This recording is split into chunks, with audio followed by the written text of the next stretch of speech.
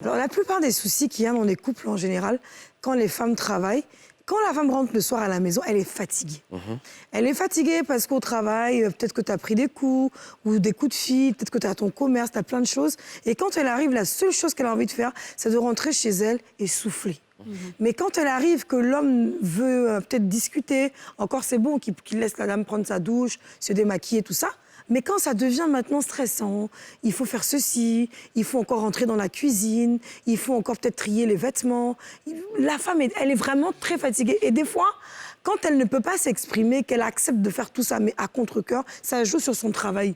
Donc finalement, qu'est-ce qu'il faut faire? Jouer sur son travail pour détruire son travail, qui a un apport aussi financier dans la famille, ou bien essayer de discuter avec l'homme qui ne veut rien savoir, parce qu'en Afrique, on a ce truc-là, je suis l'homme, c'est moi qui dirige, tu n'es pas une femme, et si tu fais, je vais aller manger chez mes parents. Surtout que c'est le mois de Ramadan. Si tu ne rentres pas pour préparer ton gars, il va manger chez ses parents. On fait comment? Et Yasmine, tu décris là ce qu'on appelle la charge mentale. C'est un sujet d'actualité.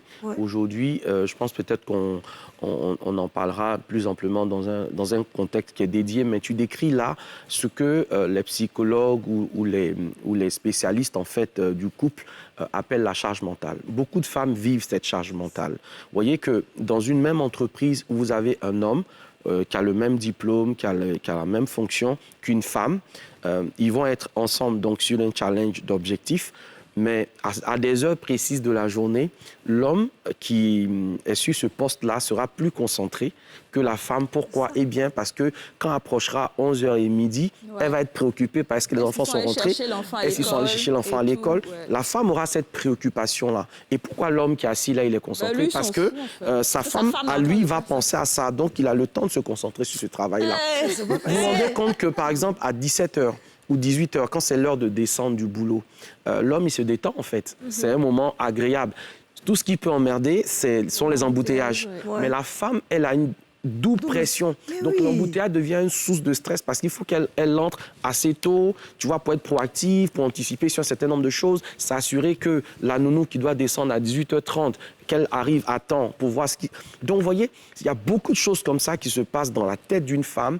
Et, applaudissons les femmes. Non, franchement. Vraiment, on fait beaucoup. Et vous savez, cette charge mentale peut avoir des répercussions psychosomatiques sur la femme. Bien sûr. Ça peut dérégler ses règles, ça peut dérégler justement ses hormones, ça peut créer pas mal de problèmes, même d'insomnie, etc. Parce que des fois, il va falloir que l'esprit arrive à se reposer. Vous savez, le meilleur repos, c'est pas quand vous dormez, c'est quand votre esprit se repose.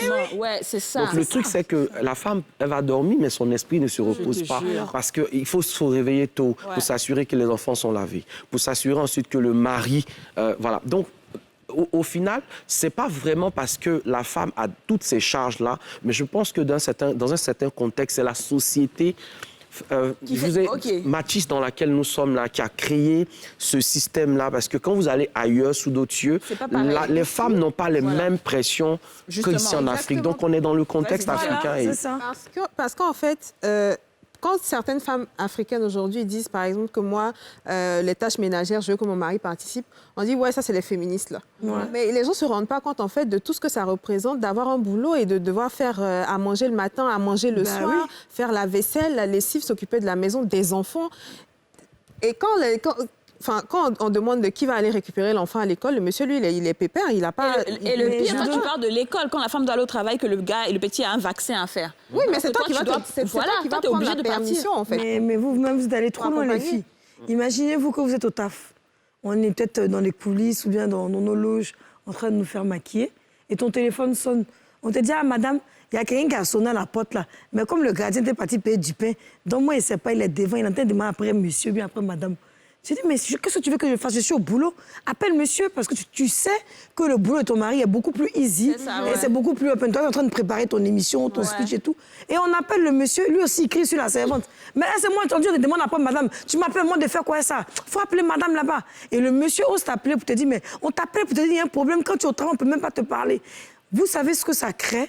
Des fois, je ne sais pas si c'est tout le monde, moi, comme ça, dans mon cas, ça fait que des fois, tu commences à détester ton mari pour rien. Il commence à t'énerver et ça ne passe plus. Ou alors, si tu ne veux pas, si tu veux être plus sage, tu évites de lui parler des fois. Ou alors, tu n'es plus trop actif dans la relation. Voilà, c'est ça. Parce que c'est débat. Voilà, tu ne t'impliques plus dans certaines choses. Justement. Tu n'es pas aussi engagé que toi. Et ce que Didier vient de dire me fait penser en fait à un principe que je développe souvent en coaching, c'est le principe des 3 H. Je pense que pour qu'un couple puisse réussir et s'en sortir dans cette vie compliquée-là, il faut cultiver ces 3 H-là. Le premier d'entre eux, eh bien, c'est l'humour, en fait. Si on est en couple et que tout est trop sérieux, tout est trop carré, tout est trop... Ça, c'est toi qui dois le faire, ça, c'est moi qui dois le faire. Les étudiants de la NASA. Ça devient un peu difficile. Donc, un brin d'humour, ça détend, ça fait du bien. D'ailleurs, on dit que femme qui rit est à moitié dans le lit. C'est ça. Ensuite, deuxième chose importante... Deuxième chose importante, c'est l'humilité. Il faut être humble quand on est dans le couple. Et l'humilité, c'est aussi savoir reconnaître ses torts, savoir reconnaître aussi que l'autre peut souffrir, peut avoir des limites et des difficultés. Et puis le troisième H qui, pour moi, correspond à cette émission-là, c'est l'humanité. Soyons humains quand on est en couple. Mettons-nous un tout petit peu à la place de l'autre. Et puis, posons-nous la question de savoir, mais attends, elle n'a pas 4 bras, elle n'a pas 6 pieds. Comment elle peut faire tout ça, en fait, finalement? Comment elle peut faire tout ça? Et je pense que des fois, il y a un peu de méchanceté. Tu ne peux pas dire que tu aimes une personne et la voir se tuer à la tâche sans pouvoir l'aider. C'est même pas une question... À la base, c'est pas une éducation d'un homme, il est macho, c'est une affaire de... C'est ça. Tu vois, en fait, la réalité des faits et tu peux vraiment faire quelque chose.